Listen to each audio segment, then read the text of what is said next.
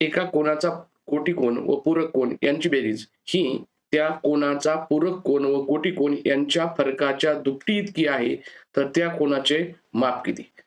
आता आपला कोन जो आहे तो कोन माहीत नाही, त्याला x मानूया. त्यानंतर कोटी कोन जो आहे, तो कोटी कोन दाखवावा लागेल. आपल्याला माहीत आहे 2 कोनांच्या मापांची बेरीज 90 असेल, तर त्याला कोटी कोन म्हणतात. मग 90 वजा x केला की हा कोटी कोन तयार झाला. आता त्याचा पूरक कोन दाखवावा लागेल. पूरक कोन दाखवण्यासाठी आपल्याला काय करावं लागेल? 180 मधून हा जो x वजा करावा लागेल. कारण की पूरक कोनांच्या मापांची बेरीज 180 असते. 180 वजा x म्हणजे हा झाला पूरक कोन. आता प्रश्नात विचारल्याप्रमाणे कोटी कोन व पूरक कोन यांची बेरीज करायची. मग बेरीज करूया.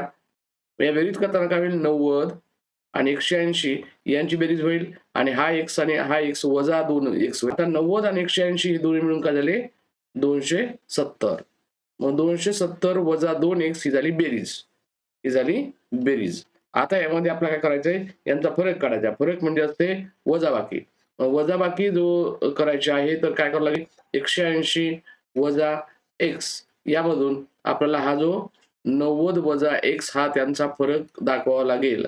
आणि आता 180 या ठिकाणी वजा x, आता हा वजा 90 होईल ब्रॅकेटच्या बाहेर आल्यावर आणि हा मायनस मायनस प्लस होईल आणि या ठिकाणी काय होईल? हा x मधून हा x कट होईल आणि 180 मधून 90 होईल, 90 राहील.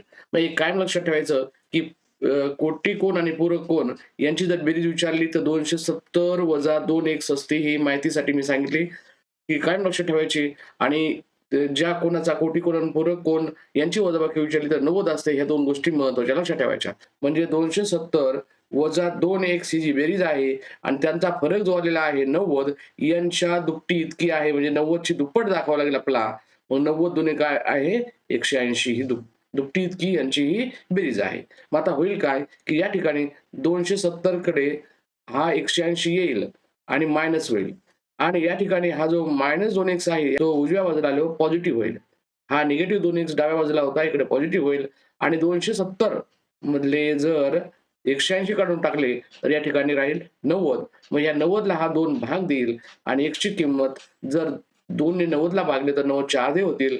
ते राहिले 45 आणि मग आपल्याला असं म्हणता येईल त्या कोनाचे माप आहे 45 अंश, जो की आपण x ची किंमत म्हणजे हा कोन मानला होता आणि तोच 45 म्हणजे आपला हा चौथा पर्याय दिसत आहे.